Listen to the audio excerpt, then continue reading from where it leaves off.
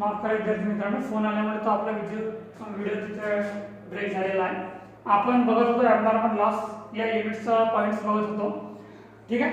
Abnormal loss units formula आपण त्याचा formula इथे लिहिलेला आहे. त्याचं कॅल्क्युलेशन आपल्याला अशा प्रकारे करायचं आहे की जे आपले ॲबनॉर्मल लॉस युनिट्स आहेत 30 युनिट्स. ठीक आहे. फॉर्म्युला आहे की ॲबनॉर्मल लॉस युनिट्स गुणिले debit total rupees and minus credit total rupees upon debit units minus credit units. तर ॲबनॉर्मल लॉस युनिट्स किती आहेत? 30 युनिट्स जे हे. नंतर डेबिट बाजूच्या रकमेचे टोटल 34,960 रुपये मायनस क्रेडिट बाजूची टोटल कोणती घ्यायची आहे? जे नॉर्मल वेस्टेज चे जे युनिट्स आहेत 190 त्याचीच व्हॅल्यू घ्यायची आहे 760 रुपये. नंतर डेबिट बाजूच्या युनिटची टोटल किती आहे? डेबिट बाजूची युनिट्स 1900 मायनस क्रेडिट बाजूचे जे नॉर्मल वेस्टेज आहे फक्त तेच युनिट्स आपल्याला घ्यायचे आहेत. ते युनिट्स आहेत आपले 190. याच्यानंतर पुढची स्टेप 30 गुणिला 34,960 मायनस 760 34,200 भागीला 1,900 मायनस 190 1,900 मायनस 190 1710 याचं कॅल्क्युलेशन करा. 34,200 म्हणजे 30,000 म्हणजे 30 गुणिला 34,200 भागीला 1,710 किती निघालेला आहे? 600 रुपये. किती निघालेला आहे? 600 रुपये. तर याची व्हॅल्यू किती राहणार आहे? 30 युनिटची 600 रुपये. आता आपल्याला जे ट्रान्सफरचे प्रोडक्शन आहे त्याची व्हॅल्यू काढायची आहे 34,960. जे आता आपले प्रोडक्शन दिलेले आहे ट्रान्सफर टू नेक्स्ट प्रोसेसला 1,680 युनिट्स. याची व्हॅल्यू काढण्यासाठी आपल्याला काय करावं लागेल? डेबिट बाजूची टोटल्स करावी लागेल रकमेची. ती रकमेची टोटल आहे 34,960. या रकमेमधून आपल्याला 760 मायनस करावा लागेल आणि 600 रुपये मायनस करावे लागेल. उरलेलं बॅलन्स उरलेलं शिल्लक ते राहणार आहे प्रोडक्शन ट्रान्सफर टू नेक्स्ट प्रोसेसला जे आपण ट्रान्सफर करणार आहोत त्याची रक्कम राहणार आहे. ठीक आहे. 12 1360 झालं.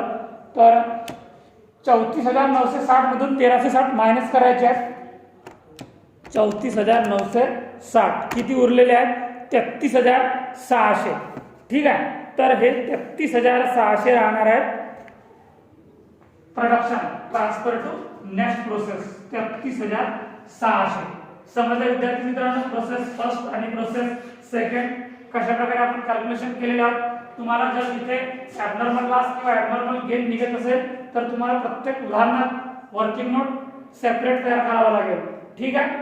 आता बघूया प्रोसेस 3. प्रोसेस 3 बघूया आता आपण. Process third process.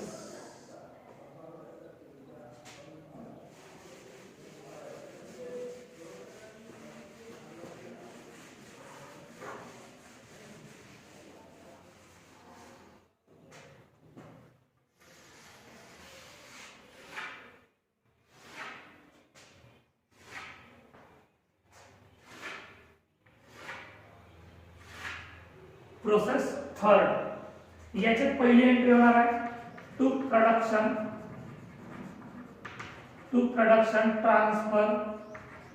Transfer from process second account. किती आहे? 1,680 युनिट्स आहेत. 1,680 युनिट्स आहेत. त्याची रक्कम आहे 33,600. 33,600. नंतर राहणार आपलं direct material to direct material. किती आहे? उदाहरणार्थ बघा डायरेक्ट मटेरियल किती दिलेलं आहे? डायरेक्ट मटेरियल दिलेलं आहे 5,924 रुपये. 5,924 रुपये डायरेक्ट मटेरियल. नंतर आहे direct wages to direct wages. किती आहे? 8,000 रुपये. 8,000 रुपये डायरेक्ट वेजेस. नंतर प्रोडक्शन ओव्हरहेड टू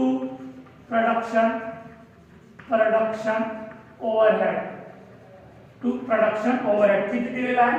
8,000 रुपये. नंतर normal wastage, by normal wastage किती आहे नॉर्मल वेस्टेज 15%, 15% ऑन 1680, 1680 चे 15%, 1680 गुणिला 15 भागीला 100 किती निघाले 252 युनिट्स, 252 युनिट्स. त्याचा रेट दिलेला आहे 5 रुपये, त्याचा रेट दिलेला आहे 252 गुणिला 5 रुपये म्हणजे 1250 नाही 1260 करून बघा 1260 येते का सर. 252 गुणिला 5 1260 रुपये, 1260 रुपये. ठीक आहे. नंतर आहे output during the month of units म्हणजे by production transfer to godown, transfer to godown किती दिलेला आहे. ट्रान्सफर टू गोडाऊन दिलेला आहे 1500 युनिट्स आपल्याला दिलेले आहेत. त्याची व्हॅल्यू काढावी लागेल. हॅलो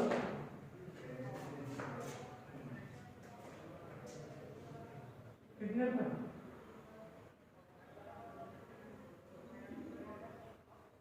नहीं मैंने लाया ना एटीएम में नहीं वो यूज ही नहीं करता 7 महीने हो गए. हाँ अगला वो गूगल पे यूज करते हैं.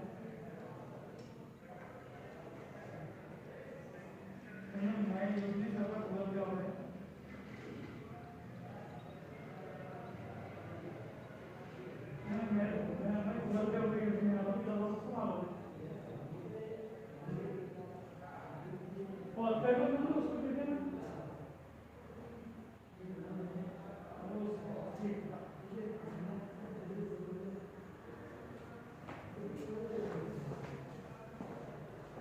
Bye production transfer to godown याचे आपल्याला युनिट्स दिलेले आहेत 1500 युनिट्स.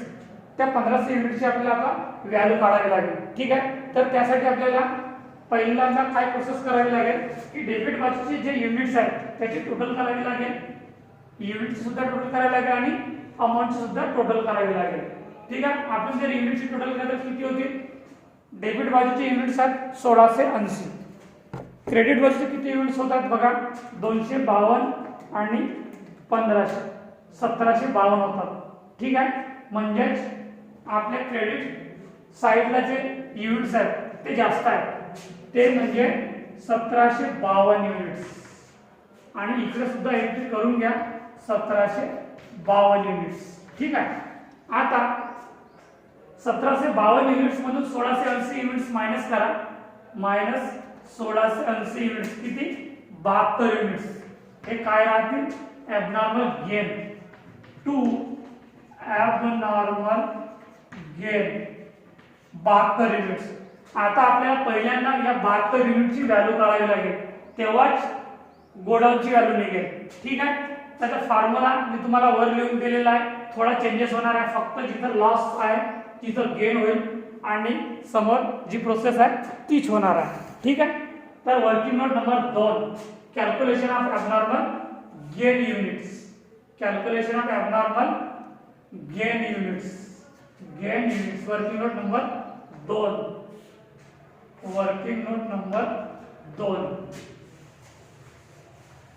वर्किंग नोट नंबर 2 आपल्याला ॲबनॉर्मल गेनचे युनिटची व्हॅल्यू काढायची आहे. फॉर्म्युला बघा calculation of abnormal gain units. Formula abnormal gain units गुणिला debit side total rupees minus credit side total rupees into debit side units minus credit side units. आता abnormal gain किती आहे 72 units. 72 गुणिला debit बाजूच्या रकमेची total किती आहे करून बघा, तुमच्याकडे कॅल्क्युलेटर आहे. 33,600 प्लस 5,924 रुपये आणि 8 दिवस 16,000 रुपये किती होतात 55,524 रुपये. 55,524 रुपये माइनस जे नॉर्मल वेस्टेजचे रुपीज निघालेले आहे 1260 रुपये ते फक्त 1260 रुपये मायनस होतील. भागिले डेबिट साइड युनिट्स किती आहेत 1680 युनिट्स मायनस क्रेडिट साइडचे युनिट्स किती आहेत फक्त नॉर्मल वेस्टेजचे 252 युनिट्स 252 युनिट्स म्हणजे 72 गुणिला 55,524 मायनस 1260 रुपये तर उरतील 54,264 रुपये 54,264 रुपये भागिला 1680 युनिट्स मायनस 252 युनिट्स किती 1428 युनिट्स. आता याचं कॅल्क्युलेशन करा 72 गुणिला 54,264 भागिला 1428 युनिट्स व्हॅल्यू निघाली आहे 2,736 रुपये. तर हे राहणार 2,736 रुपये ॲबनॉर्मल गेन ची व्हॅल्यू. आता डेबिट साइडच्या टोटल रकमेची टोटल करा. टोटल जी अमाउंट दिलेली आहे त्याची टोटल आहे 55,524 प्लस 2,736 रुपये किती रुपये होतील 58,260 रुपये 58,260 रुपये. आता 58,260 रुपयामधून 1260 रुपये मायनस करा तर 57,000 हे जाणार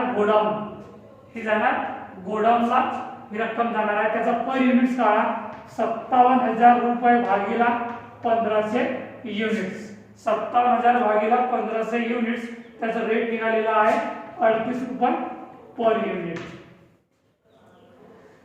समजलं विद्यार्थ्यांना इथपर्यंत तुम्हाला काही कन्फ्युजन काही डाउट्स कोणता पॉईंट समजलेला नाही काही कठीण कोणता पॉईंट्स असेल तर मला तुम्ही विचारा. आपल्याला 3 प्रोसेस कॅल्क्युलेशन करायचे होत्या first process second process and third process. याच्या व्यतिरिक्त सुद्धा आपल्याला कॅल्क्युलेशन करायचे आहेत abnormal loss accounts and abnormal gain accounts. ठीक आहे तर आता आपण बघूया ॲबनॉर्मल लॉस किंवा ॲबनॉर्मल गेन अकाउंट्स. मी याला मिटवतो आहे. ठीक आहे याला मी मिटवून घेतो आणि लिहितो abnormal loss and abnormal gain accounts.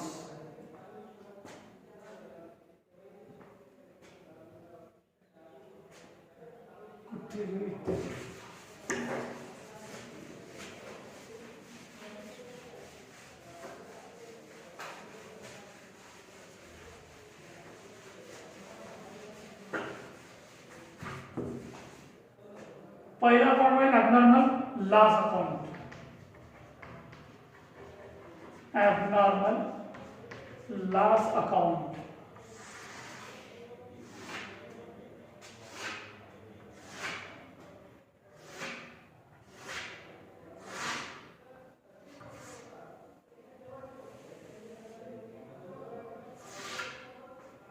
Abnormal loss account. ठीक आहे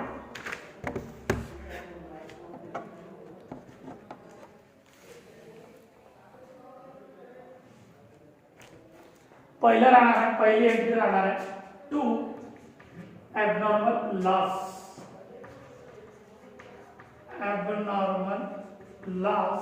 ट्रान्सफर फ्रॉम कोणत्या प्रोसेसला आपला ॲबनॉर्मल लॉस निघालेलं होतं सेकंड प्रोसेसला म्हणून ट्रान्सफर फ्रॉम सेकंड प्रोसेस किती निघालेलं होतं बघा तुम्हाला सॉल्युशन करून दिलेलं आहे 30 युनिट्स. त्याची व्हॅल्यू किती निघाली होती 600 रुपये. त्याची व्हॅल्यू निघाली होती 600 रुपये. या बाजूला काय राहणार आहे the value of abnormal loss by value of abnormal loss the value of abnormal loss.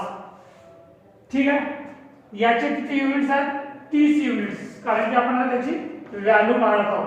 याच्या आधी आपण अशा प्रकारचे उदाहरण बघितलेले होतं की ॲबनॉर्मल लॉस मध्ये व्हॅल्यू कसे काढतात. ठीक आहे रेट आपल्याला दिलेला आहे सेकंड प्रोसेसला 4 रुपये आपल्याला दिलेला आहे सेकंड प्रोसेसला म्हणजेच त्याचा रेट किती होणार आहे 30 युनिट्स गुणिला 4 रुपये म्हणजेच 120 रुपये 312 म्हणजे 120 रुपये. आता टोटल करा याची 30 युनिट्स 600 रुपये 30 युनिट्स 600 रुपये. परंतु क्रेडिट बाजूच्या रकमेची टोटल 600 येत नाही आहे किती येत आहे फक्त 120. तर हाय काय राहणार आहे बाय प्रॉफिट अँड बाय काय राहणार आहे by profit and loss account by profit and loss account कितीचा फरक आहे 600 मधून 120 मायनस करा किती होते 480 होतील का 480 रुपये ठीक आहे 480 रुपये समजलं खूप सोपं आहे ॲबनॉर्मल लॉस अकाउंट किंवा ॲबनॉर्मल गेन अकाउंट याला इथे बंद करा आणि नंतर प्रोसेस आपण दुसरं करूया की नॉर्मल गेन अकाउंट्स आता आपण काय कॅल्क्युलेशन केलेले आहोत ॲबनॉर्मल लॉस अकाउंट आता कॅल्क्युलेशन करूया abnormal gain accounts abnormal gain accounts abnormal gain accounts ठीक आहे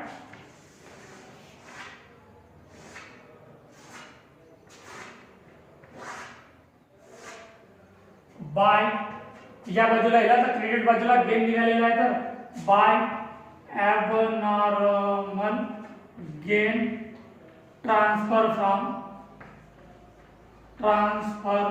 फ्रॉम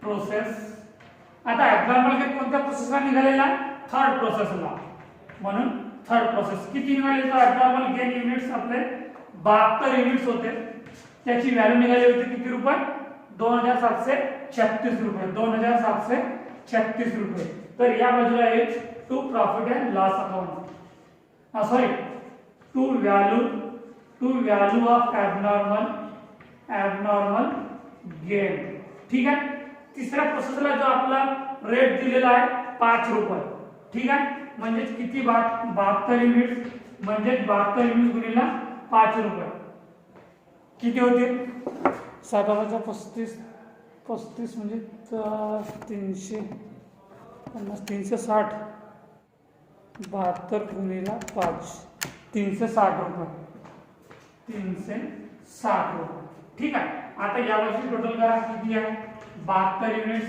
आणि 2736 रुपये इकडे टोटल करा 72 युनिट्स आणि 2736 रुपये आता फरक कितीचा आहे 2736 मधून 360 मायनस करा तर ते कोणत्या नावाने येईल to profit and loss account 2736 मधून 360 मायनस करा 2736 मायनस 360 रुपये तर 2376 रुपये 2376 रुपये हे कुठे जाणार आहे प्रॉफिट अँड लॉस अकाउंटला समजलं विद्यार्थी मित्रांनो अशा प्रकारचे उदाहरण तुम्हाला परीक्षेमध्ये 16 मार्कासाठी विचारू शकतात कारण की या उदाहरणात सर्व आपल्याला अकाउंट्स कॅल्क्युलेशन करायचे होते process first second and third and last step is abnormal loss account and abnormal gain account म्हणजे अशा प्रकारे आपल्याला एकूण 5 अकाउंट्स तयार करायला लागले या उदाहरणात आणि अशा प्रकारचे उदाहरण तुम्हाला 16 मार्कासाठी विचारतात ठीक आहे समजलं तुम्हाला उदाहरण क्रमांक 18 तुम्हाला काही अडीअडचणी असतील कोणत्या काही डाऊट्स असतील तर ते तुम्ही मला विचारा ठीक आहे धन्यवाद